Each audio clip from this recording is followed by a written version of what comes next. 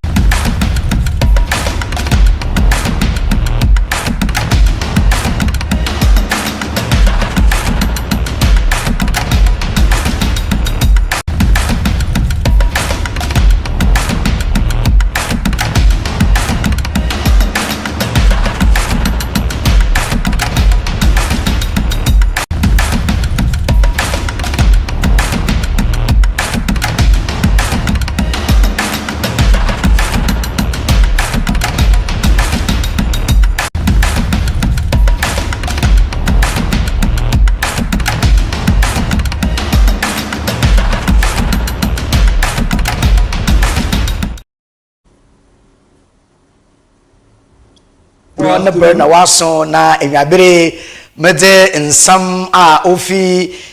fifi manto na no kwado mede bosom ho wo Coastal Television do da don kasebo na enwabere nsam ni na baye odo no akoye ya ndase papa omno yedeba ma edwumaku basa waye hone pe na wona adom na we somasan meche diesel gift shop ositade na charge damara na National Petroleum Authority osi use gas na ifie no nya akono sana gas de oya affordable pa damara na fingerlink fast food and catering services edwumaku ba sen wona adawroma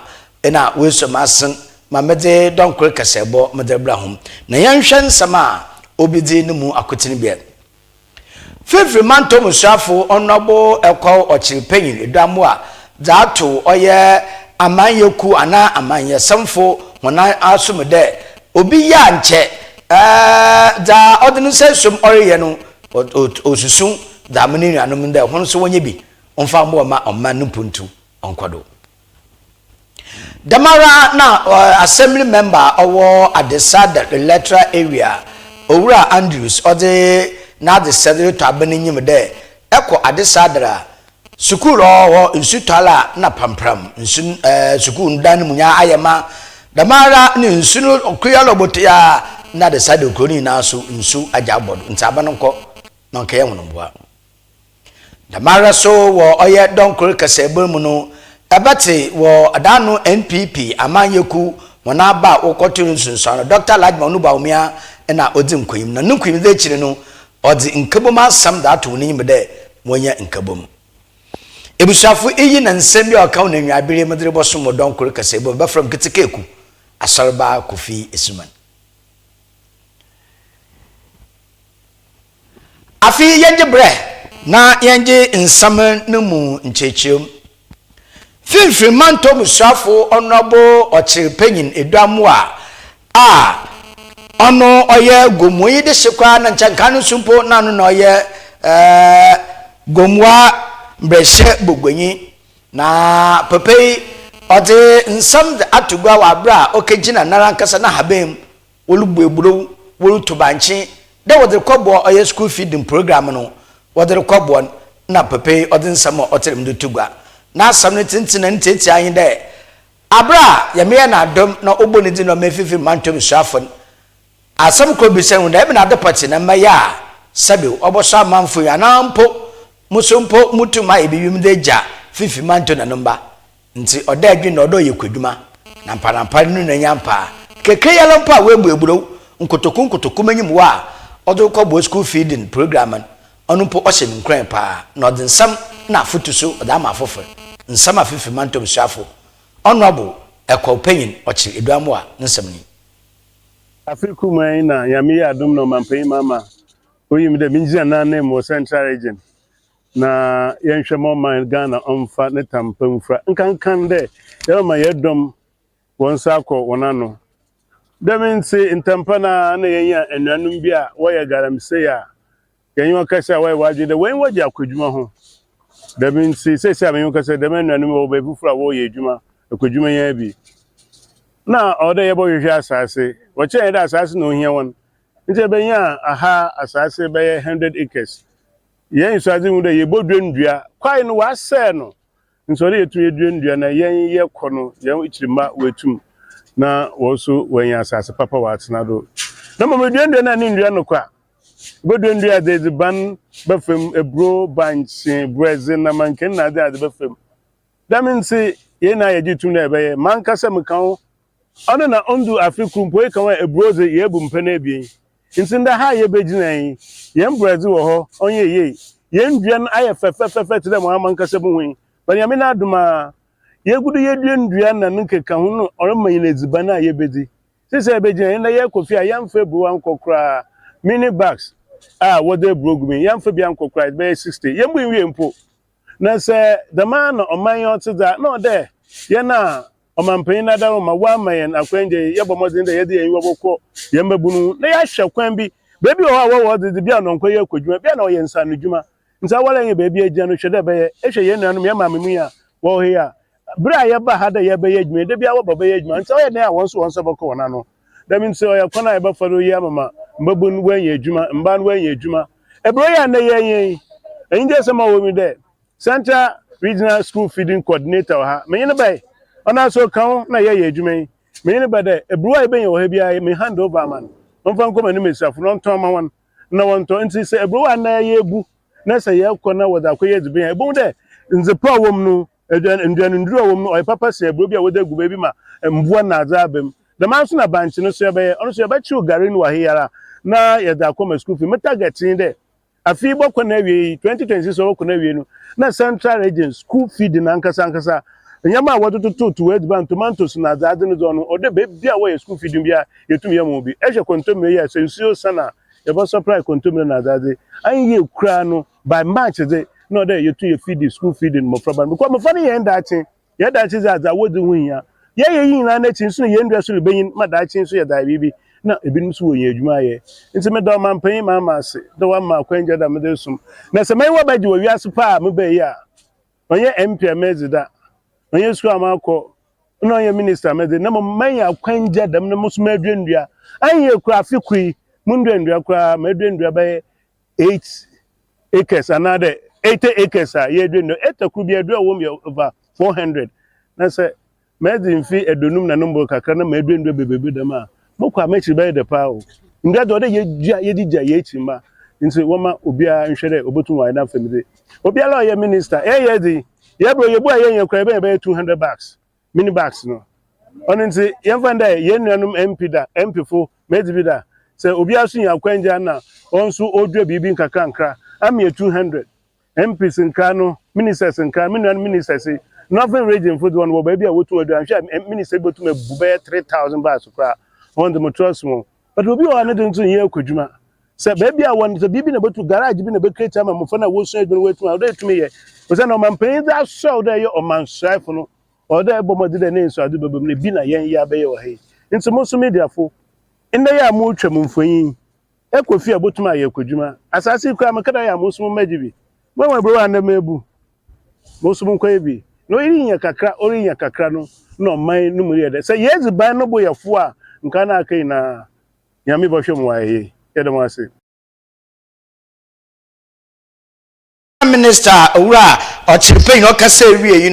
oba pay na order school feeding program anu ofimfi mantoma na so odnen masem tugo no chirem no kwani enje sampa na ndede wati no yinsum de oboboa ma school feeding dumeze otedam no etumpono pa oba pay nsema na so kani area bri menya aja abrodo because anamonto minister started do to no menye na na eye adwuma intime ka ho bi na yebehu forest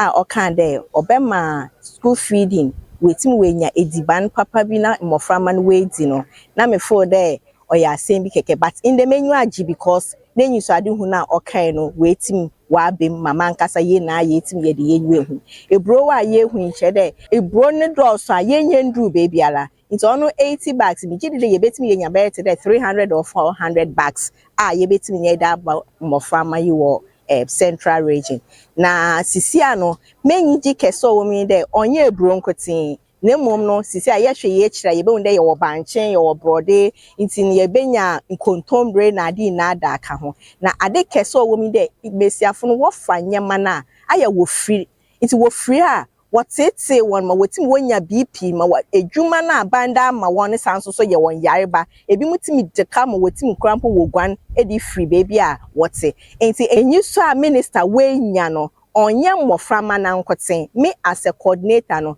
wo ha me kese wo sikasem nti eyi betima ma caterers ne so won ho atowon enti mesre de MMDC and DCs for no once wo be fa MPs wo be fa minister na nso ade hu wo central region and na Ghana hanumi na mmom no yesim ye ne dem na obema ahoto abma ema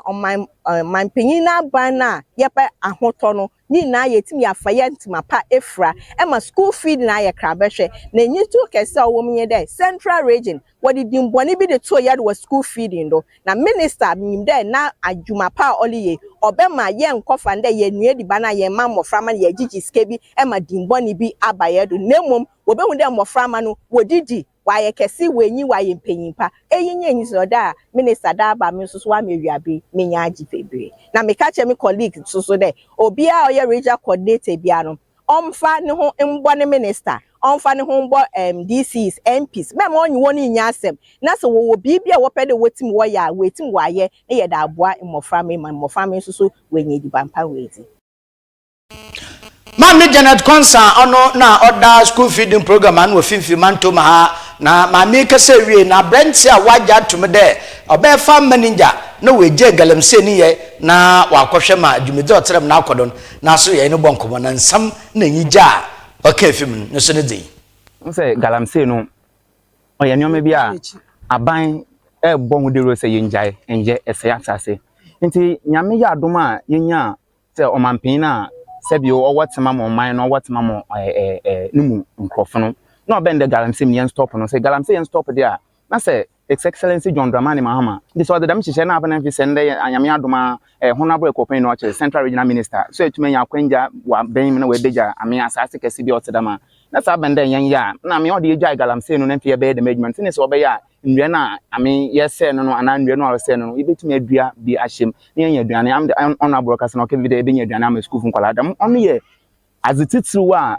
honorable ekopin no che aduanwa central regional minister odisine so amama so kama koma say honorable the mic we botaines nani so there and yes yes you galamse no mfi am yebutua hu so say yebetua hu asiwa ma honorable ana Ghana man ma excellency John Dramani Mahama ne hyehyɛ ya ana de ni big push agana no ewie pɛyɛ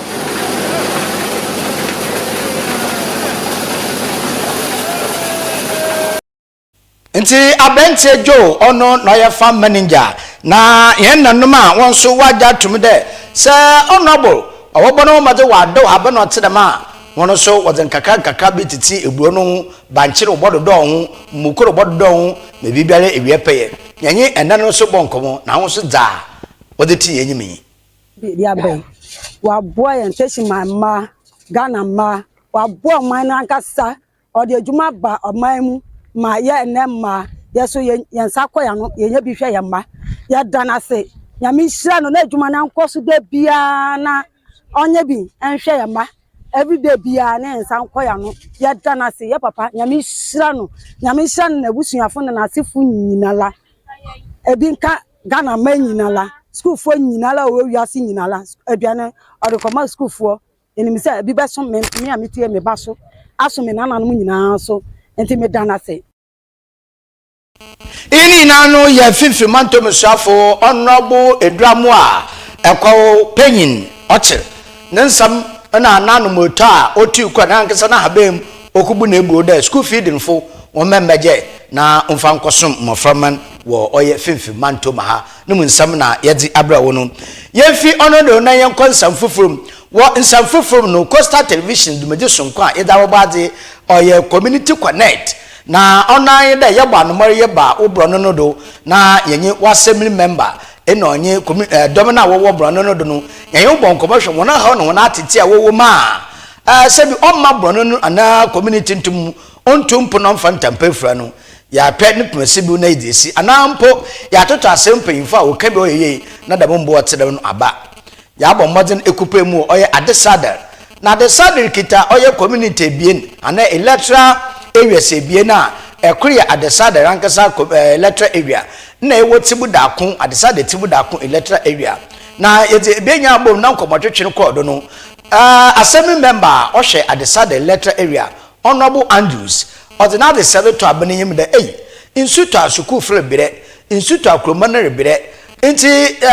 defoyin wona hono podo babobon nti Cape Coast Metropolitan Assembly CCMA onye aban se woba na obey de mombo na oboboa de sade kunu aboa de sade ma teacher po school for froma no aboa ompo sande nsuta na school ho ayedeja honorable Andrews nsama odutu gwada na fere ibi na how kasa ayo me de se odu yen sanitation yen community ejuma sama yen board sam na yen community ni sese ya se ye bo amene ejuma na yen community ni momba so of there osaranka utu moba oboboa ma nyina project ejuma kasa osada man no momba ehwe yen previous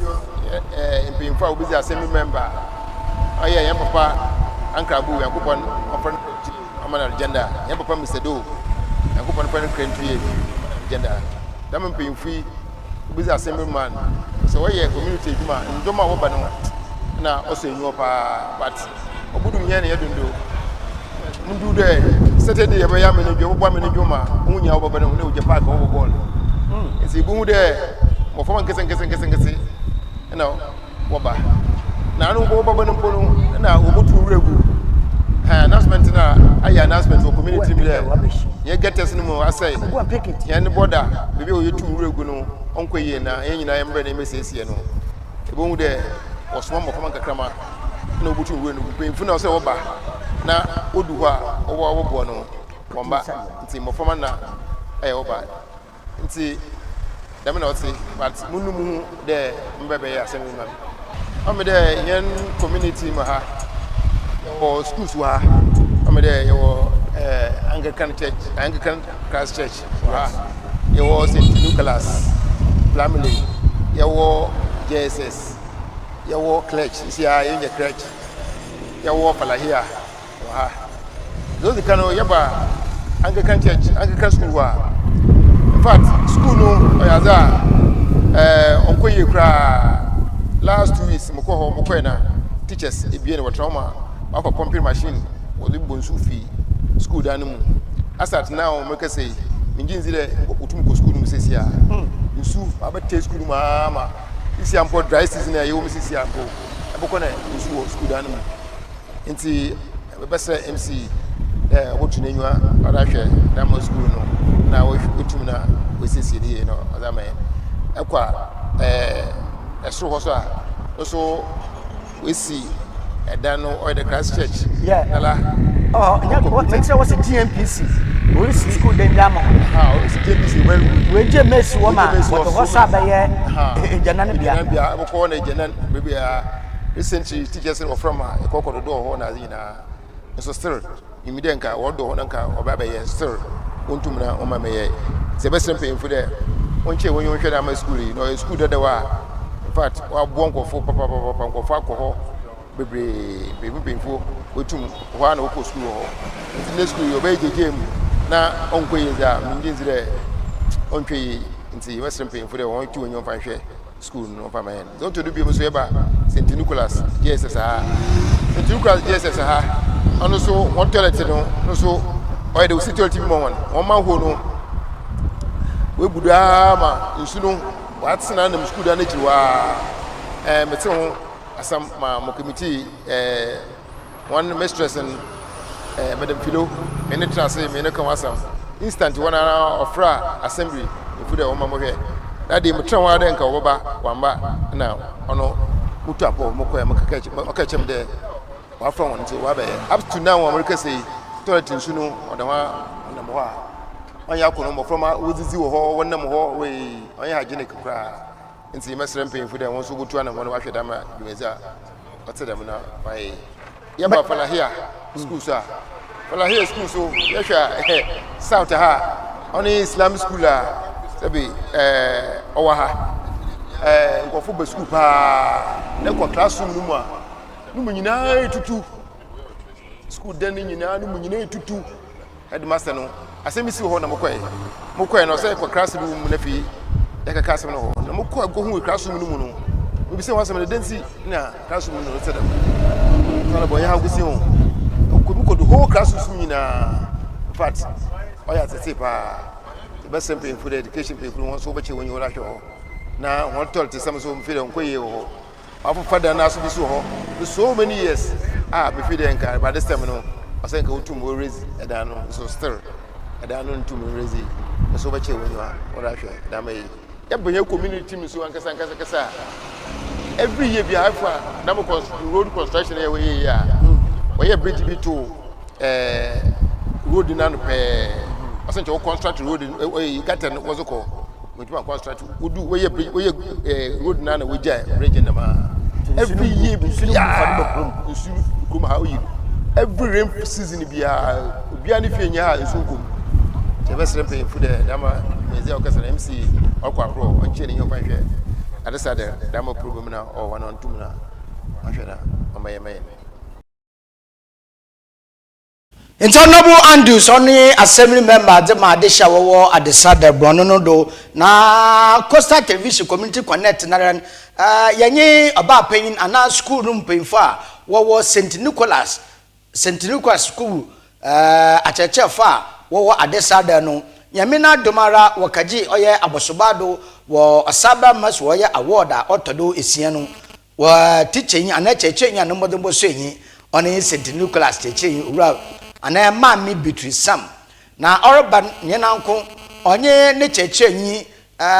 kura okan ewuraba Susanna asedua ewuzi no so kan na wobai no na what said that was Coastal Television there yanka bi ma won na dedenu nko akiri pa na adesa the community no mpanyimfo won hwe no won yambo mfa ma won nsama awon so ken ibe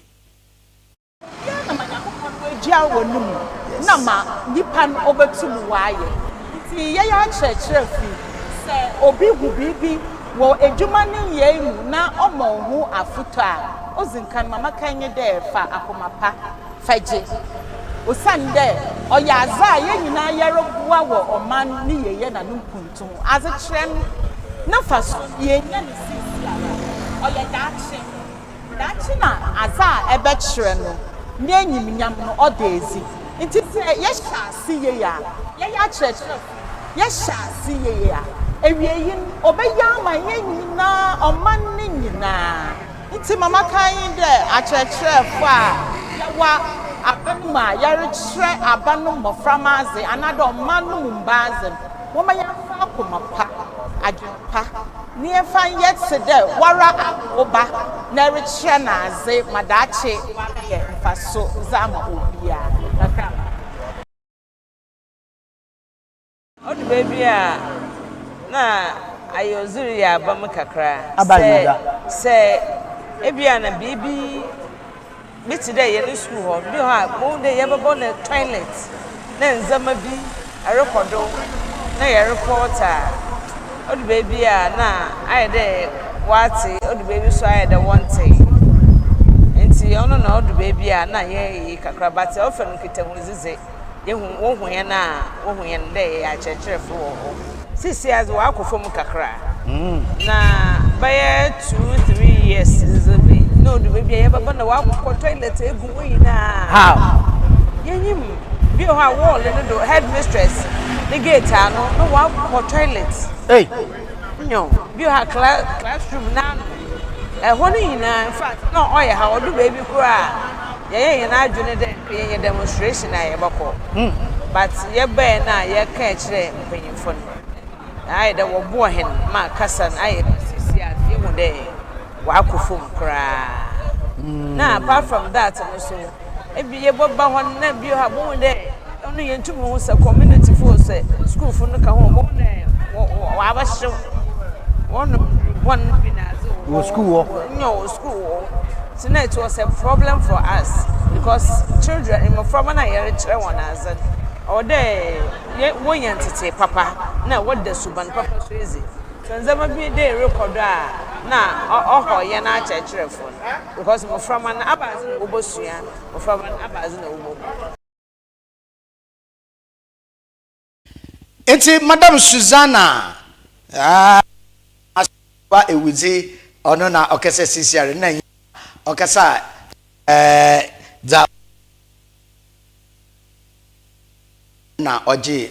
abosobado chechenya na mode boso nyipa wasaba maroes award a no nimpedisen ewraba na oji wonsam na enwabere ya kwhwe no ebusua ya konsamfufu mo Coastal Television donko kasebo na nsam no edabro danu na NPP New Patriotic Party wona de oboto aba de wayinya obedi pa nanyim wa finpime bien onye edonu awotwe aba ebokwa akoto odo ye kendi moto franka mapa na odema hon nti wona hihye ni ya bu wie pa de ade hye benum papa na wode wona nsam gu krata do na ogbo apro wo man ga nafa ne nyina kire NPP oson na made bebi oson gina en awala na no begina yinti umomodene na wonto aba umfa ma dama enumi no mokor na omuto frankai mfama NPP amanyeku ampa mo da abato no sunso no kahihye do woda no memenda abasem kwan apenyu bohwe enemu da ampa NPP amanyeku wa abakosam obiara ba awa nkita NPP fragan na wada se fe no chara ampa wode osonon wode che iwiade mfa na ampa no nne ampa wokoto abani wie ya Dr. Alhaji Mamudu Baumia nkanon onara no tu franka de ma afimpime bi no onye edonu anan aba wokoto yen enata wasan wato aba woda amane bio ebusua enyije nyoben wa abatu komisa na asoyi na abra abatu komisa odeclare ni wie na Dr. Alhaji Mamudu Baumia na aso de na no menjira de na mfama afuti kakra mfama party ni mumba party mpanyimfo nkanon wona obedi o mampai na wo konyinara de asomje kuru ya na yehwehwe nti ato aba ewi a efine chabofin biara enyiwo nti wo mayi na anya kor na yenhwe de afin mebeni do na wotwe aba ebokwa akoto nkuyimdi be ye NPP amanye kodi nsama Dr. Alhaji Mamudu Baumia odutugwan yankohwe bi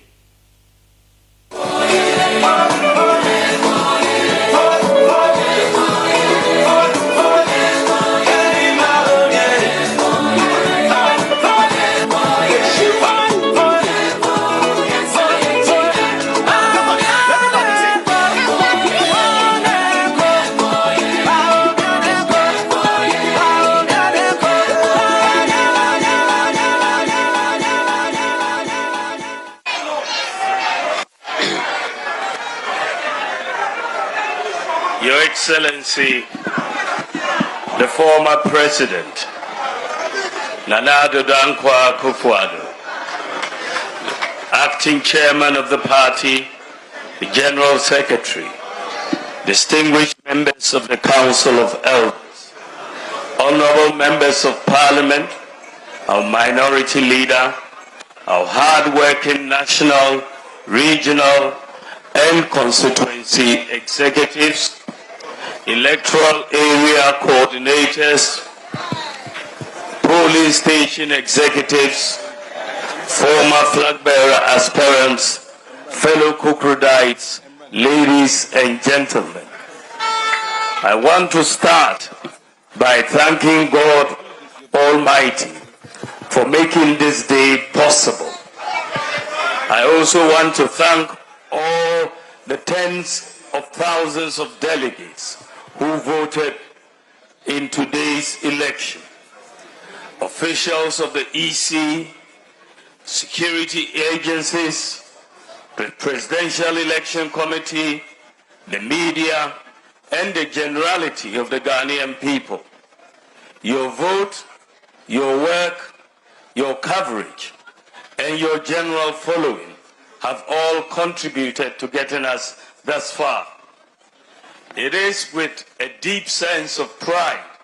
and humility that I address you this evening, following what has turned out to be a blistering battle for the flag bearership of the new patriotic party. To secure anything precious in this life, we must be prepared to fight the hard battles, prepared to work hard, and be prepared to withstand difficult circumstances. I am glad that you and I have successfully fought the hard battles, worked hard, and withstood the difficulties that came our way. And tonight, victory is for all of us. I am grateful. The MPP is grateful to you all, and Ghana is grateful. I need to reiterate from the outset, our tradition has an enviable history of selecting leaders largely based on the mood of the party. At any point in time, our party unites around an individual, usually the best bet for national elections and governance. This individual usually emerges meritoriously on account of loyalty and contributions to party growth. It is our members' way of rewarding loyalty, vision, competence, and sacrifice. Our members have done this meticulously and repeatedly. As democratic space setters, we need to respect the wisdom and the decisions of our members represented by the delegates. It matters not which side you supported. Winners and those who didn't win at this particular time, we are in this together. All true and committed members of the great MPP need to embrace this civilized and time-tested way of selecting flag bearers. Political parties are assemblies of like-minded people. Whilst we may believe that our ideas are the best, we should be prepared to accept that there might be other ideas that may serve the larger interests of the party. As it is often said, after competition comes cooperation, and our expectation that all party members will apply themselves to this principle. It cannot be the case that one's support for the party is maintained only when those we support lead. I want to stand on this energy to make a passionate appeal to all members of the great MPP to let go of whatever reservations they have and come together. We need every idea, every voice, and every piece of advice to help us preserve and project a proud tradition bequeathed to us by our forebears. Let it not be said anywhere on any day that the party of B.J. Darochi, Peter Alagete, Odoy Sykes, J. Kufuor, Professor Mike Okwe, C.K. Tedham, J.H. Mensah, Aliu Mahama, Nana Addo Dankwa Akufo-Addo, among other great patriots, could not handle disagreements as natural ways of stating alternative positions. I have the duty to the delegates who stood by me and to the delegates who found worthy ideas in my brothers who contested me. My election today communicates a broad-based appeal across the party, and I need to draw directly on that capital to unite the party as one of the crucial steps to winning power in 2028. I call on all to join in this bounden duty. After all, as the Akans say, prayer se uyi bako ana ebu ukabuma emu.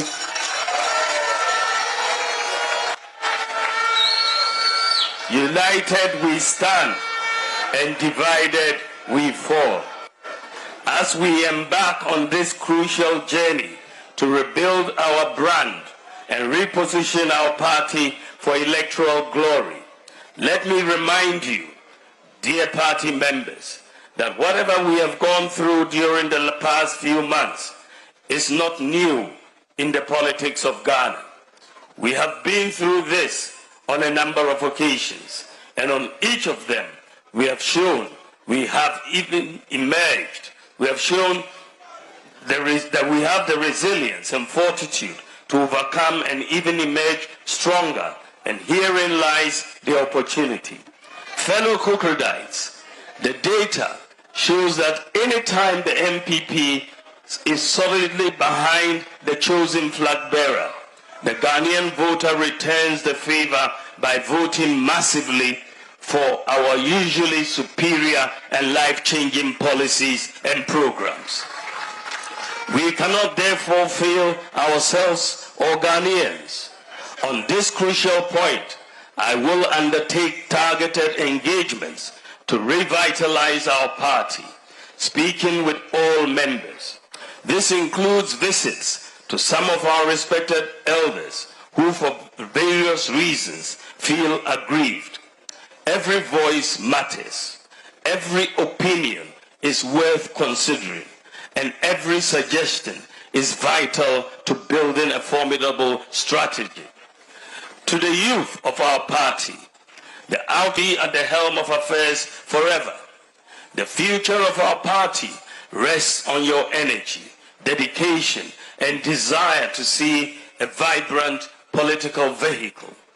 Anytime the youth groups in the party rise, the great elephant soars. To the millions of our supporters and sympathizers nationwide, I know some of you refrained from voting in the last election because you were unhappy. Do everything to ensure that the MPP, everything to ensure that the MPP listens more to you,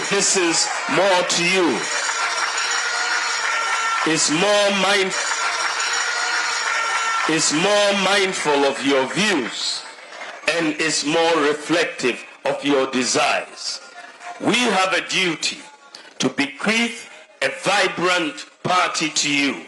as was done to us. I am going to immediately work with the relevant recognized party structures to roll out a series of engagement sessions with various youth groups, both formal and informal, across the length and breadth of the country. Some things I'm interested in is discipline within our ranks. An army that lacks discipline will struggle to win its battles. The MPP needs to step up discipline internally, discipline in our operations, discipline in our communications, and discipline in the conduct of our members. The days when it was said of us, I will work closely with the national leadership to ensure that discipline is restored as the hallmark of the MPP. Let us to compound tensions and than to forge unity. As far as I am concerned, everybody has won. I urge all patriots to reach out to one another,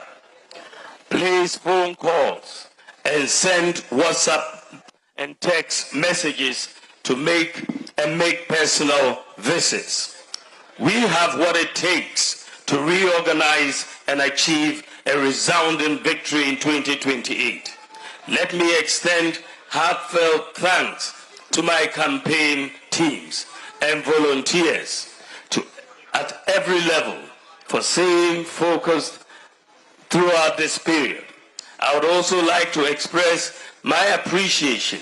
to the security agencies and all media houses. In particular, I want to express my heartfelt thanks to my beautiful wife, Samira.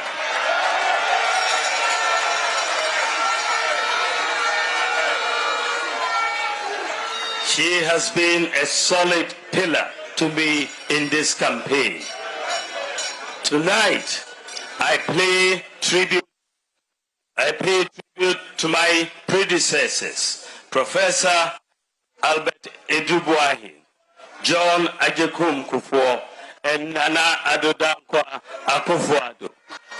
I say thank you to every contestant for participating in this race and for giving delegates an opportunity to make an informed choice. I say a special thank you to the members of Parliament who championed my bid, both in Parliament and in their various constituencies. I will never forget what you have done for me, and I will never forget you.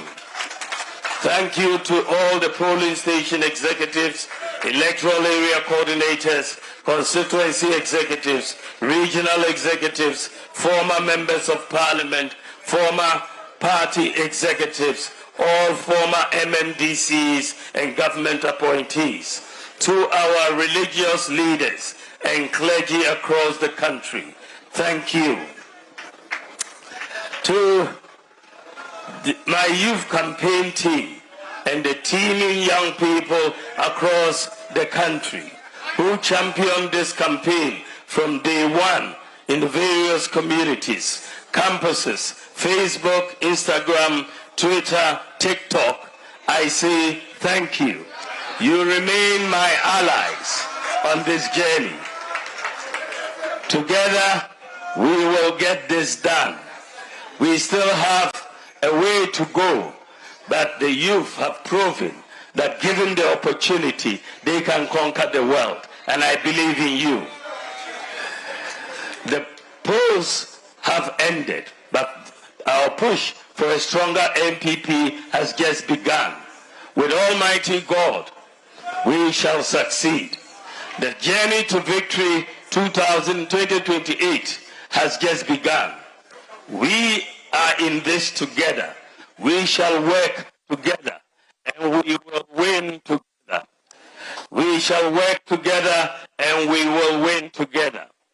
God bless you. God bless the New Patriotic Party, and God bless our homeland, Ghana. Thank you very much for your attention.